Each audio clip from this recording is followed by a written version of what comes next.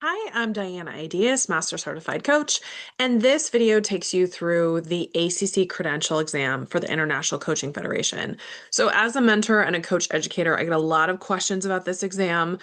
Just food for thought. More than likely, the stress or the trauma that you've heard about people talking about this exam is likely from the PCC and MCC version. It's likely not the ACC version. So, hopefully, that can provide some calm. And also, you won't even be invited to complete this test until after you've completed at least 60 hours of training, you've coached for 100 hours, you've been mentored for 10 hours. And so this is the very last step. So even if you have a lot of test taking nervousness and tests aren't your thing, likely you came from a program where you can get coaching on that. Get the support that you need. However, this test is not going to stop you from becoming a coach. So just want to ground people in that because this creates a lot of tension. So this is just the ICF website. All these links will be in the show notes. So just coachfederation.org. You don't have to join ICF to have an account. So I get that question a lot. If you want to join ICF, if you want to be a part of something, if you like the access and the discounts that you get, otherwise, before you start your application, you'll need to actually set up an account, just like you would any place where you are ordering something, but not necessarily a member. So you'll need an account, and then this search feature, when in doubt, the website changes often, and so sometimes it can be hard to find things, or the links that you're looking at may be expired. So you can just type in whatever you're looking for, and there you go. So for the ACC credential exam, make sure we're focusing on the ACC today. If you have questions about PCC and MCC, there's another video for you. I'll link that in the show notes. We can go through that. But the credential exam, so likely you already have a sense of credential. I'm going to assume that you have already have information about ACC and you know that that's your level. The development of the exam, created by coaches for coaches. I don't work for the ICF. My opinion is that the ICF just really wants to make sure as they establish the gold standard, because coaches are not a regulated body, that we really need to make sure that we're not going over into therapy line. And then also for those of you who are familiar with ICF coaching and watching this video, there's a hard line between consulting and coaching that we don't necessarily see in the marketplace. In the marketplace, we see a hybrid and a lot of these things go, but to actually credential us as coaches, the ICF wants to make sure that we have the gold standard, or what I call pure coaching. So my guess is that the new version of the PCC MCC exam was just really difficult and stressed a lot of people out. So some of the whisperings that you've heard about that, they've made improvements since then. People have given feedback. But then I don't know if an ACC exam was always going to be under development, but to at least just be like, hey, welcome to the party, as opposed to the more kind of advanced one that was giving people heartburn. So obviously, that's my opinion, not endorsed by the ICF, but you're here. It's 60 multiple choice questions. So, that's not a walk in the park, but 60 multiple choice questions.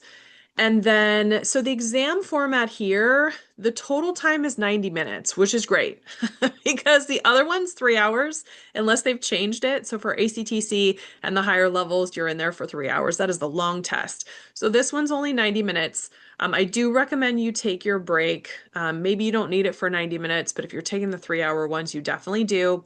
60 multiple choice questions. So there's section one, section two.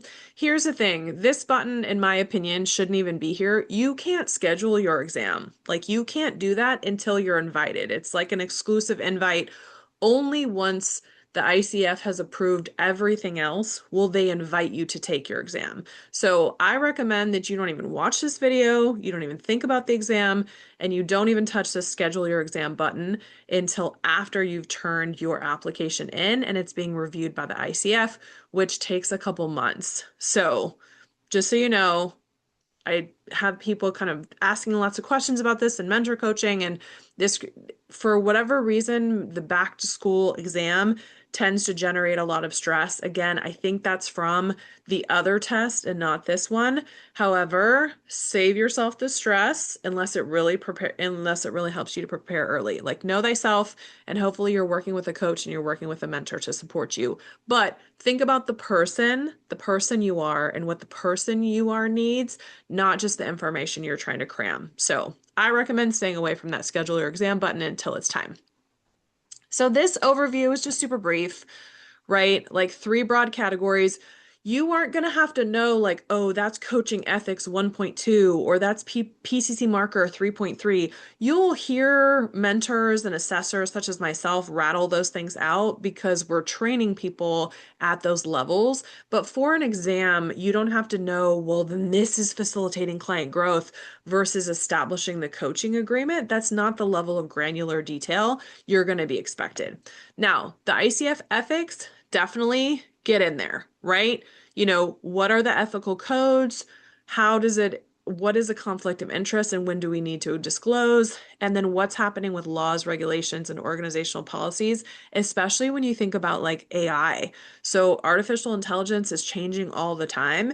And the most recent revision of the ethics made AI the coach's responsibility. So to keep that up to date, to keep that client information confidential. It's unlikely that it's unlikely at this round that there's going to be questions about AI. But when I talk about relevant laws, like think about this these are things you should be thinking about and knowing anyway. This is information that should be included in your program. But at the same time, if you feel a little rusty on this, there are ethics webinars, there's an ethics board, there's a lot of information out there. Hawthorne Union teaches a great ethics course. We'd be happy to have you.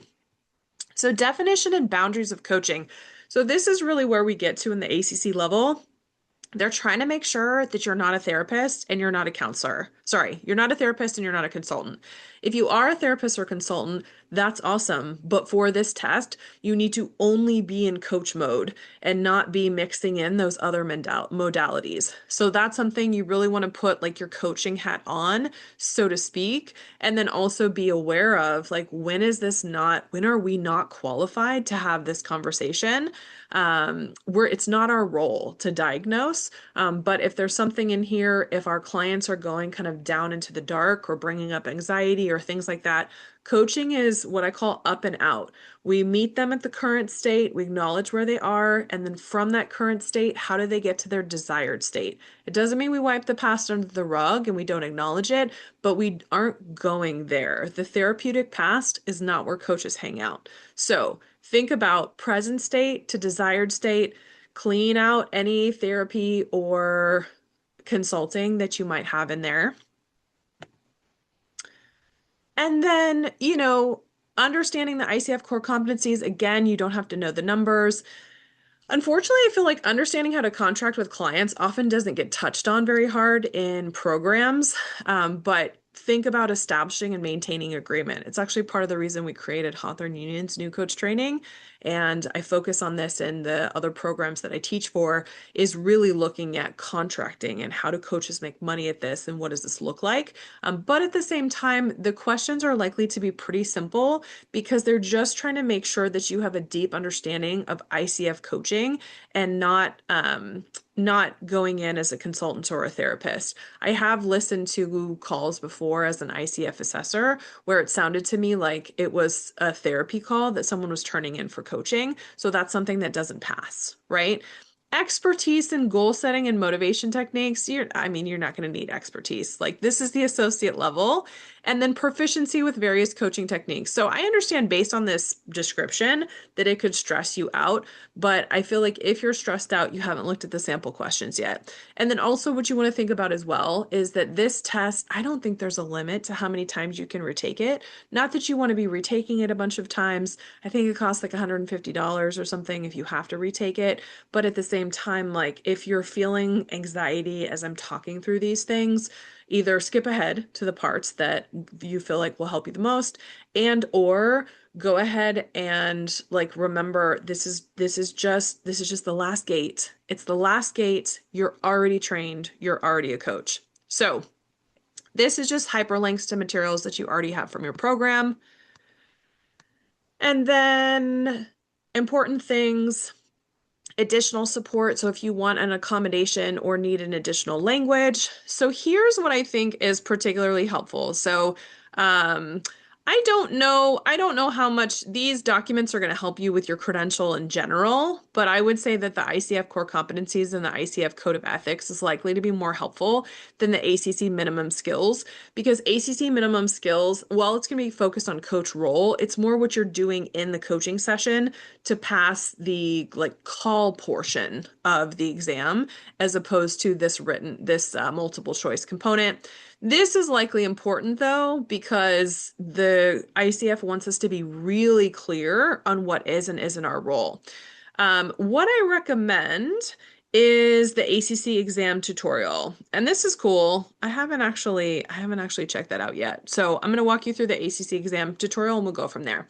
So when you click on this link, it takes you to Pearson. What gets confusing is a lot of times people, myself included, just see this box and continue to log in. And then we end up in an endless cycle of like, wait, what happened? Because all of a sudden we're at the ICF website again and we don't know where we are. So when you're taking the tutorial, scroll down and it's down here. So same thing. If you watch my ACTC video, it's the same thing.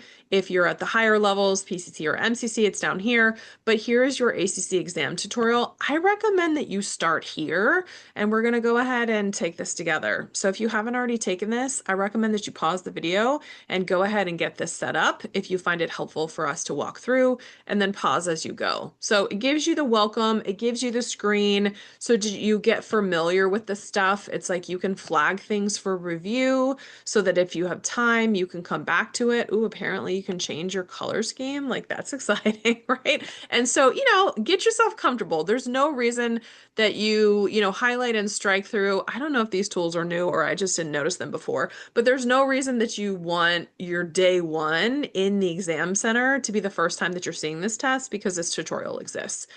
So then what you go ahead and do is it's going to give you navigation. You see the previous and next, sample, etc., etc., etc. Okay. It's trying to teach you how to do all the things. So I'm pretty sure these things are new, except for flag for review, because I recognize that one. So it just gets you familiar with the test. What if you flag things and you want to go back? And then it gets upset if you haven't reviewed the whole screen. So we're like, okay, let me make sure you know that I've reviewed the whole screen. Wow, this is a lot of screens. Okay, so,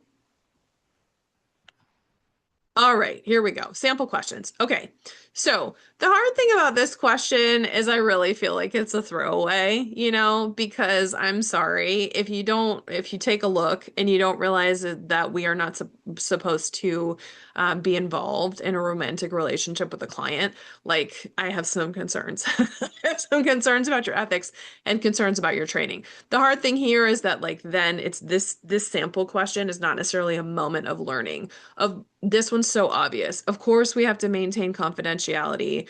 Yes, we have to do continuing professional development. That's actually in the ethics. And yes, we have to set clear agreements with clients. That's in the ethics and in the core competencies. So as long as you've reviewed those things, and then this specifically is in the ethics, and also just common sense. So that one's kind of a throwaway, unfortunately, but hopefully it helps to kind of get familiar with the format.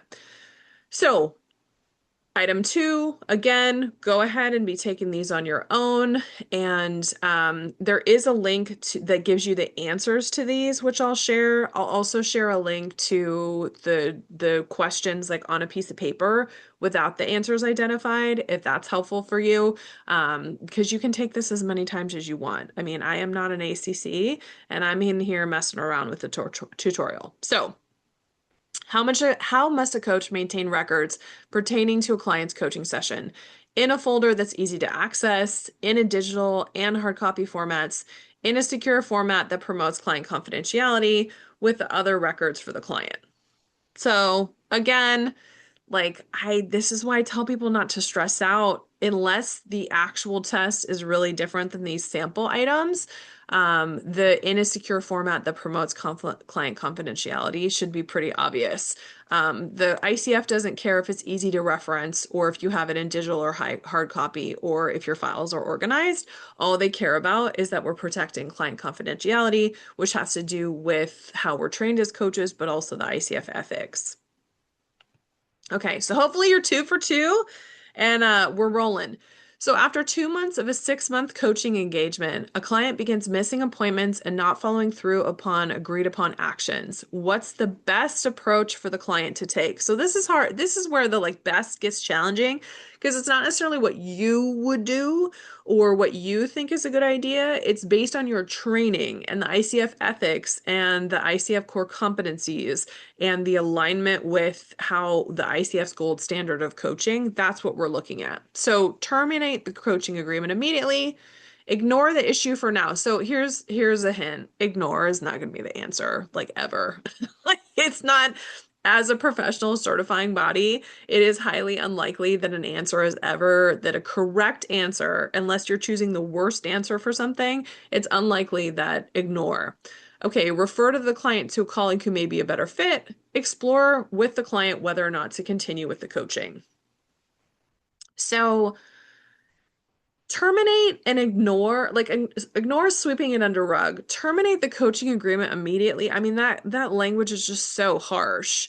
Refer the client to a colleague who may be a better fit. You don't actually know what the issue is. Do they just have a lot going on? Are they not engaged in coaching? Are you taking things too personally? Et cetera, et cetera. So, your correct answer there is going to be explore with the client whether or not to continue with the coaching. Okay. Question 4. A client asks the coach for advice on how to carry out a new challenging assignment. What is the, again, best action for the coach to take? Give the client the requested advice. Ding, ding, ding, ding, ding, the ICF and the ICF rule, the advice is not going to be the right answer. Suggest the client ask their supervisor for advice.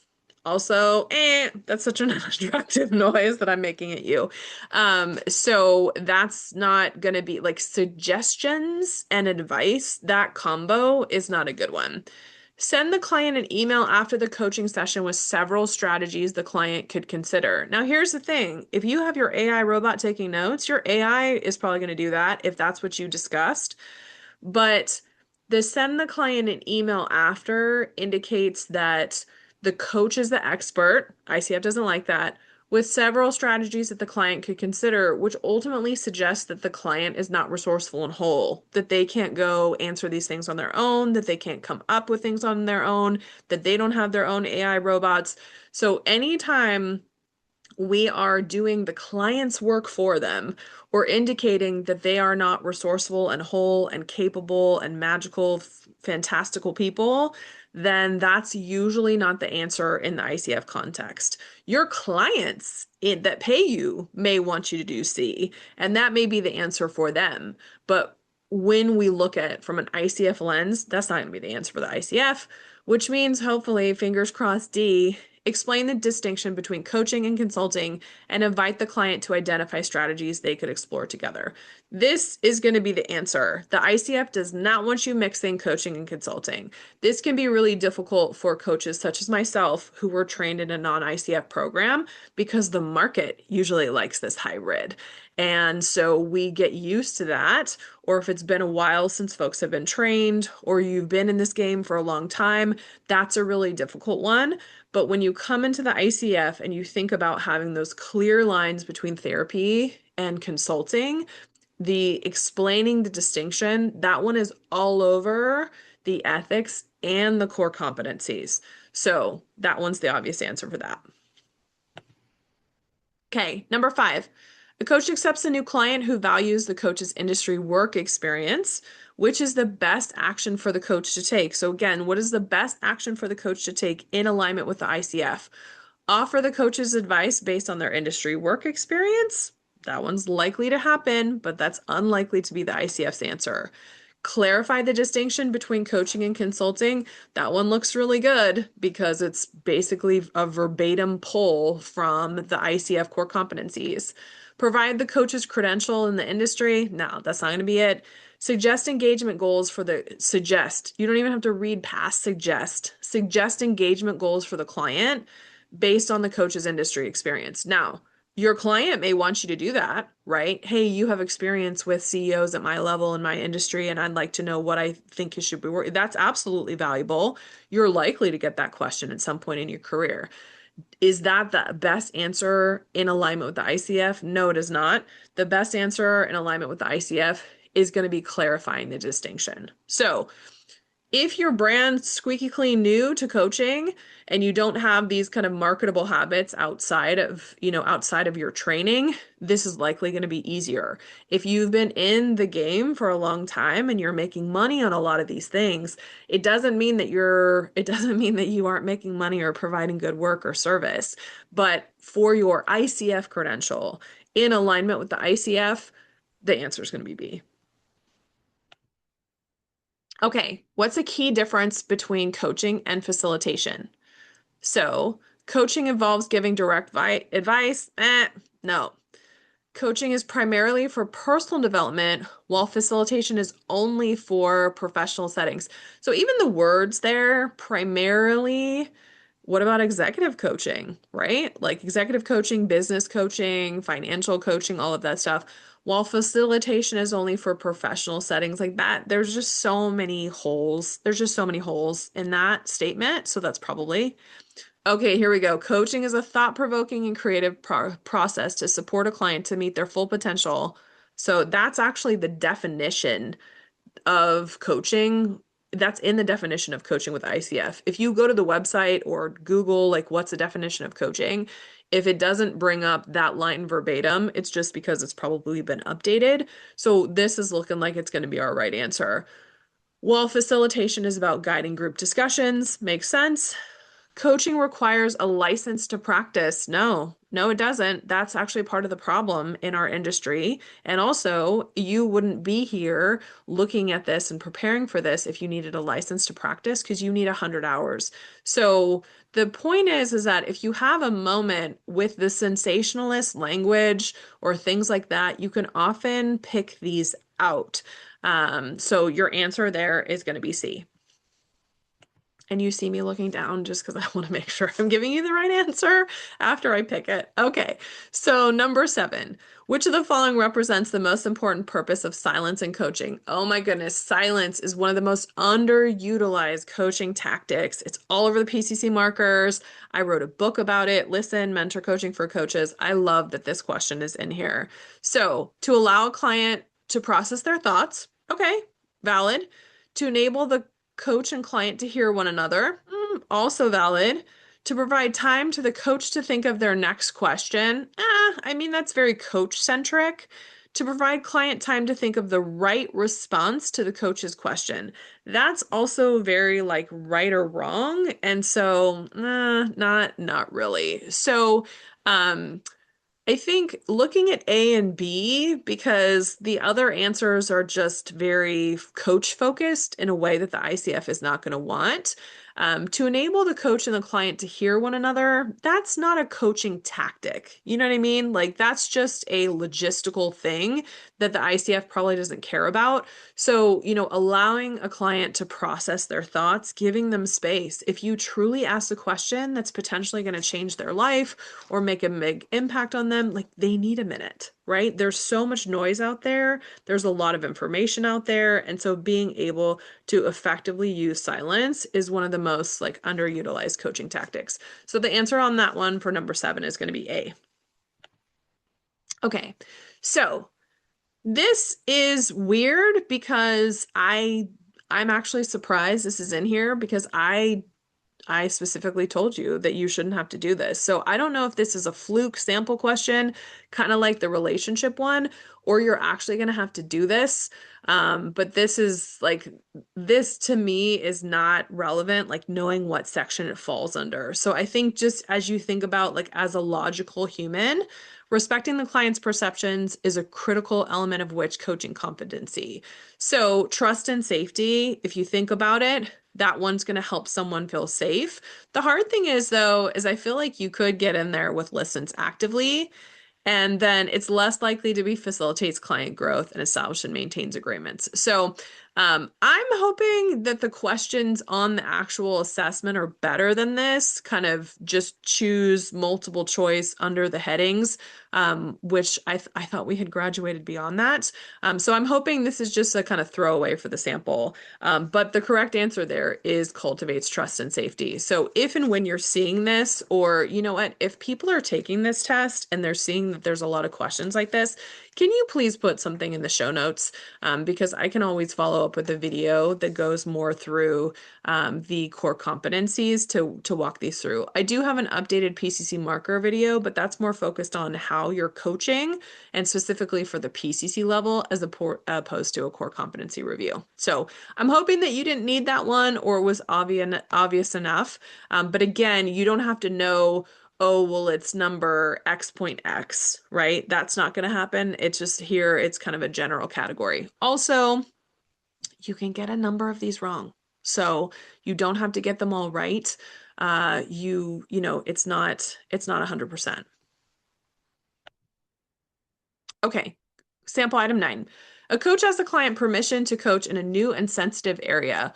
What is the purpose of this request? So before you even look at the answers, like think about it for yourself because that can help you know. So think about how you take tests and how you would show up for your client. So to allow the client to think through the potential solutions, to make the client feel anxious to speed results. I mean, obviously that's not it, to create a space where the coach is able to accept negative feedback. That's about the coach, so that's unlikely to be the answer. To create a safe space where the client has a choice. So solutions, anxious, and accept negative feedback, like those are all kind of like from a language perspective, those are likely not right. But when you think about if you're asking a client, like, hey, is this some place that you want to explore? Or it sounds like this is challenging for you. Might this be something that you want to unpack? Like, you're doing that to cultivate trust and safety. You want to create a safe space where the client has a choice to be like, no, actually, I don't feel comfortable talking about that. Or, you know, I'm at work, and so it's better if we just stay focused on whatever, right? The all ICF coaching always comes back to client choice. The client is in the driver's seat. So there's your answer there. Okay, and I believe this is the last question in the demo. Yeah. Oh. Okay. I just wanted to make sure. Okay. So using metaphors as a coaching tool is most useful in which of the following situation? The coach is teaching a concept. No, you're not supposed to be teaching. The coach wants to nuance a message. Again, that's very coach centric, so unlikely to be the answer. The client is seeking clarity or meaning. So here we go. That's client focused as opposed to coach focused. So that's definitely the best answer so far. The client does not see the coach's perspective. No, it's not about you. It's not about you and your perspective. It's about the client and their perspective. You can offer your perspective. You can offer your metaphors, but the client's metaphors, the client's perspective is the most important. So that's going to be C. So hopefully this felt like easy breezy to you. If it didn't, that's okay. The point is like you have been trained. This is not going to stop you. So the answers that we went through are also on this link. So in the hyperlink, I didn't, for me, seeing the answers highlighted at the same time I'm looking at the questions is not very helpful, which is why I'll go ahead and post these on Hawthorne Union's site without the answers highlighted so that you can go ahead and reference those if it's helpful. And then the one link that I haven't checked out yet is the ICF ACC Exam study system. I don't even know what this is. Okay. Oh, it's telling you something. Okay. So, I am personally a YouTube for free person. I do know someone who was involved in this, so that's awesome. But you know, it's an advertisement. There are free, so here's the thing. There are free practice quizzes and practice exams, but they're not created by the ICF. So personally, my recommendation, if you choose to accept, is that you don't need this for the ACC exam. You've got this. You've been trained. And let's see how much it costs. Oh, no, I'm gonna go ahead and say like hell no on this one. I absolutely do not recommend this.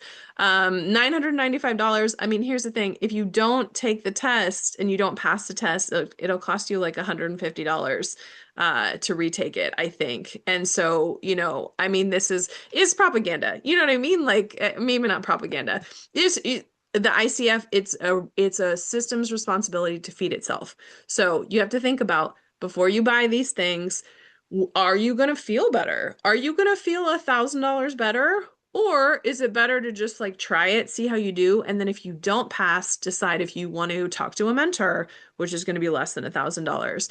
If you want to take a free prep course out there, if you want to take a paid prep course out there, the challenge with those things is that they're not specifically from the ICF, but $1,000 is a significant investment. So I believe in you. I think you can get there with your free resources. If you're feeling really nervous or you have additional questions, know that we are available at Hawthorne Union to support you. And I wish you well. I wish you well on your exam. And also, this 90-minute experience of 60 multiple choice questions is not going to stop you from being a coach. You totally got this. I wish you well and congratulations.